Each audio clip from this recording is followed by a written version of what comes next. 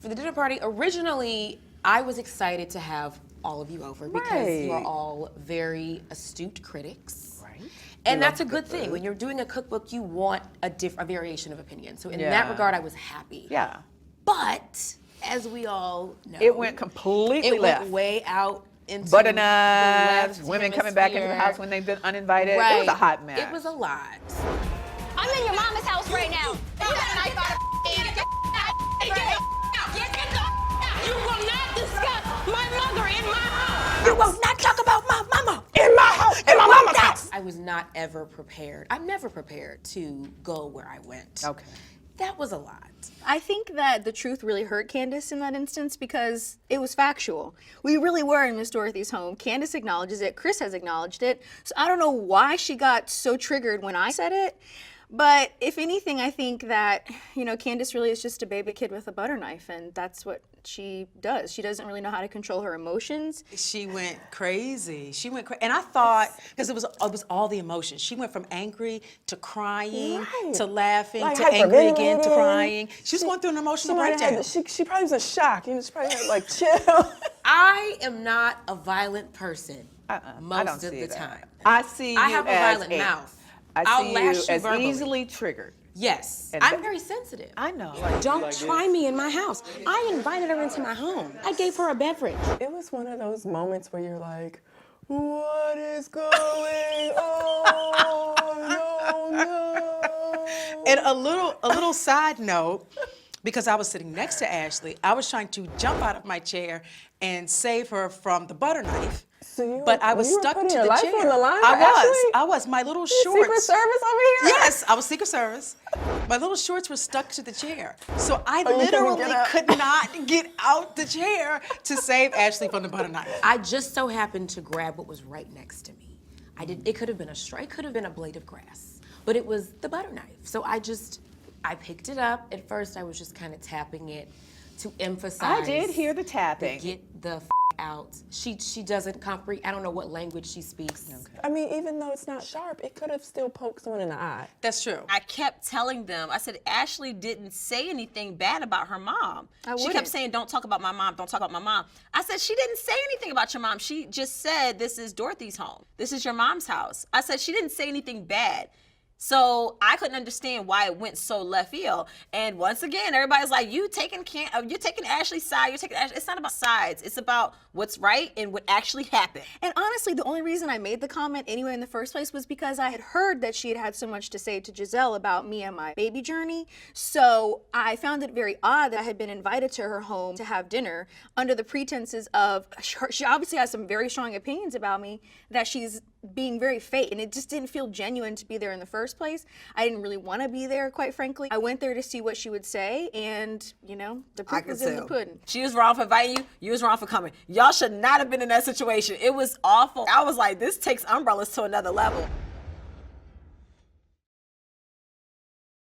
I've been kicked out of every party that I've been to in Potomac, so I know the kick out feeling. I know the feeling involved, and sometimes when you get kicked out, there's things that you wish you could have said before you got kicked out. No, I don't need to. I don't need to. I don't need to. Just sit down. I do want to be in this place. You can get out. Giselle followed me outside, and in true Gizelle fashion, she threw a little bit of fuel on the fire. I don't know where on earth that rumor came from. She said she heard it. In her dreams? Out of his mouth. And she was hammered drunk too, so how the did she know what she heard? But Robyn co-signed it. Because, Robyn's your girl. Robyn wouldn't lie. They also said, when it happened, you knew it happened and you scurried him away. And I surely didn't want Ashley not knowing this information, and the rest of the girls knew. So I don't know when we were ever going to get together as a group again, so I felt like there's no better time like the present. She was right that I needed to address what had been said subsequently. So yes, there was an issue I was having with Candiace. Also, Robyn and I are actually friends. The fact that Robyn had said something that, she was saying that Michael said all this stuff at the birthday party, I needed to address those issues. If you're Ashley, the way Candiace just acted, I'm sorry, I don't want to step foot in that girl's house ever again. It's her mama's house. No, I'm good. Peace. I think it would be remiss of me not to go back in and have a discussion right then and there, and instead allow that stuff to fester, because obviously there will be more dialogue happening when I left, and it's more important for me to be there to hear it and confront it versus, you know, skirting away with my tail between my legs. I questioned Gizelle. Yes. I said, who are you to bring another woman back into someone this else's woman's house. home? Yes. And so it's Yes. disrespectful, but okay. the reason she did it, because I was being shady, I approved. She was brought back in to be told what we had found out about Michael. Oh, so you wanted to deliver that So, message? well, I didn't deliver it. I know. Who delivered it? After the night wound down, Michael walked past us and was like, yeah, I would suck his dick. I thought Ashley was gonna be like, girl, you know he was joking. I heard him say that. You know he was joking. Right. Like, I was totally shocked when she denied that it was said. Robyn really is my friend, and Candiace is not, so I don't really expect much from Candiace, but it stung me to hear it from Robyn. It actually was like, damn, like that's supposed to be my girl. Robyn and Candiace hear that Michael says he wants to literally suck someone's dick. Chris hears Michael talk about like something cooking and eating someone's sausage. No, I don't think he said the dick. No. I think he just said the sausage. I want to suck a dick. I heard Michael Darby said, I want to suck a dick. Somebody's dick. One of our husbands' dicks. So I'm like, A, what conversation were y'all having? What conversation were y'all having that I wasn't a part of? And then B, how is there such a discrepancy between what was heard between you? I don't even know who Michael would have said that about. Yeah, it was all. That's what I wanted to know. I said, what if he said it? Who he talking about? You and me both, girl. I was curious. I don't like to involve myself in women's issues, but in the moment it was said, Oh, Lord. Robyn and I both looked at each other like, Men normally stay out of women's business. We were having a cat fight. When Chris opened his mouth, it sealed a coffin for me. I'm like, let's just throw the dirt on it. It's a done deal. A man is never going to lie about something like that as it relates to another man. Right. So once Chris kind of put the stamp on it and said, yes, I heard him say that, that was confirmation for everybody at the table. There was a moment where she hit you with the purse. What exactly happened with that? So my best friend was getting married in Atlanta. Okay. We both went to the wedding. My mom has known this is like my best friend from middle school. So she's known her since we were 12 years old. So my mother was my date. Okay. We went to the wedding, had a great time. We were leaving the wedding. We were waiting for our car in the lobby of the hotel.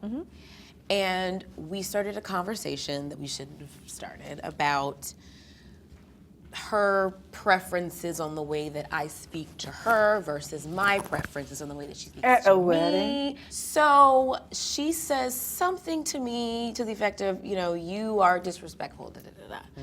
I say, well, you know, I also feel disrespected by you sometimes. And I made another snarky comment that I cannot repeat because it delves too deeply into personal stuff. And she was sitting to my left, and she just took the purse and she reached up and said, right in the face. And then she got up. You know, I wasn't bleeding.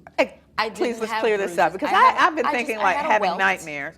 You had a what? I had a welt. Nothing should make any mother slap their daughter in the face with a purse. Where does the frustration with your mother kind of come from? Oh my God, how much time do we have? My mom and I I think we're complicated mostly because we love differently. My mother's love language is more so geared toward gifts and acts of service. Those are two of the love languages. One of my major love languages is quality time. And attention is like huge to me. From the people I love, I need attention. Okay. And I've often felt like she covers my love language with her love language versus attempting to get to know me in my love language. You have your love language. Yeah. Dorothy has her love language. Yeah. You guys have got to create that grown woman, mother, daughter love language. Take the next step and say, look, I'm going to create this love language. It's a relearning You have to help your mom. with the two of us. And that's what Chris is You have to help your mom with that. You got to take the lead. But you raised me. I'm the daughter, so trust my judgment. So have you and your mom continued therapy with Dr. Ken? The hope after our first therapy session was that we would continue therapy. I'm no longer interested in dealing with toxicity. It has to get better or I can't. You can't engage in it anymore. Yes. I hope you hear that. She's letting you know. If you're gonna be included in this segment of my life, then we gotta make some changes. And my goal was for us to go back in and continue therapy. Yeah. I do plan to sort of go back in with some faith and ask her if we can, because I believe in therapy across the board. Your mother obviously believes in therapy. She's a therapist. She has provided for her family as a therapist. Do you and your mother have similar arguing styles? Ooh.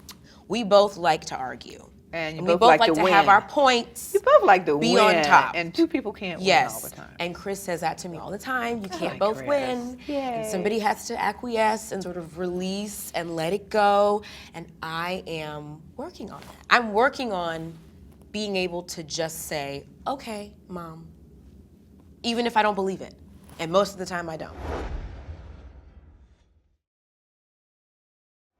How was Ashley's performance at Virginia Pride? Do you think she has a world tour ahead of her? Oh God. No, I'm sorry. No. Like, okay, so. So I love Ashley. However, a world tour off of Coffee and Love is not in her future. It took me a year to figure out what Coffee and Love meant. Coffee and love tastes best when hot. That's how we started out. We won't stop. They're both hot and sweet. Tastes best when. Well, coffee, don't they say like tastes best? Like coffee in the morning is having sex in the morning? See, we still don't know. I give her props for getting up there and dancing and singing. I have respect for for her doing what she did, singing the song, dancing, getting in front of a crowd. But I think we have a little ways to go before we get to the world tour. Beyonce, she is not. Yeah. And where do you think your talk with Ashley went off the rails? Jeez, here we go again. I don't know why she just would not, like she wouldn't hear me out. No, and I didn't see that coming. I thought Ashley was definitely going to hear her out. Y'all were going to fix it real quick. How do I know what to censor and what not to censor? But you're supposed to be my friend, and you know that she's coming for me. There's obviously no sense of friendship amongst us at all. How do we know that that needs to be censored when everything else is on the table? Because you know it's about Michael, and that Michael and all this talk about him being gay, it's so stupid. I didn't say that. You know what? I think she wanted to hear me say, I'm so sorry, I was wrong, and the end, period. I just felt like Robyn really wasn't hearing me. I had brought to her attention that our relationship, at least in my opinion, had evolved to a point where we could have this conversation one-on-one and it would have been completely okay. I wouldn't have taken it personally. But the fact that she was using the forum of being in front of all the ladies as a place to really talk about something that is sensitive and could affect my husband's reputation, that's what really bothered me. She was just immediately like upset with me for what I was saying. All right. First of all, she was like acting like I made it up. Candiace is saying all these really insulting things about my life, and so you added on to that. How did I add on to it? By co-signing. I'm not. She said, here's this false document, and you put your signature on. No. That's exactly what happened. No. Robyn ain't co-signed nothing false. She did. I know what I heard. So I'll be honest, she was surprised because we were in a good place, friendship-wise, that it was coming from me. I think part of it was like, where, how does this affect our friendship? Why is it coming from me? Yeah, she's probably felt a little betrayed. Maybe if I had pulled her to the side, I heard this, what do you want me to do with it? Yeah. She probably would have respected that and not been defensive. I don't know how she could not see where I'm coming from. Like, yes, you really did bring it up in front of a group of 6 other women when you really didn't need to do so. That is a conversation that really could have happened between the two of us. And the least she could have done is apologize for that. I mean, yes, the comment itself is bothering me, but the delivery is what I'm upset about now. And if you care about me as my friend, which I thought you were, then you would at least have the decency to say, well, I'm sorry that I handled it that way. I think she wanted to hear for you to say that you made it up, and Michael never said that. Oh, that wasn't happening. I know. So sad, too bad. That wasn't happening. I just got to put this on the record. I'm going to put it on every record I can. Drunk people don't remember stuff that didn't happen. Tell me, if you've ever been drunk, and then the next day you're like, oh, I remember this, that, and the other. And then they're like, no, Gizelle, that didn't happen. Think about it. People. But drunk people might not remember everything that happened. Right. And then remember it later. Yeah. Right? But they don't make up stuff. Oh, no, you don't remember something that didn't happen. Because Ashley will say, well, they were drunk. How do you know? You talking about 3 drunk people. 3 drunk people don't remember something that didn't happen.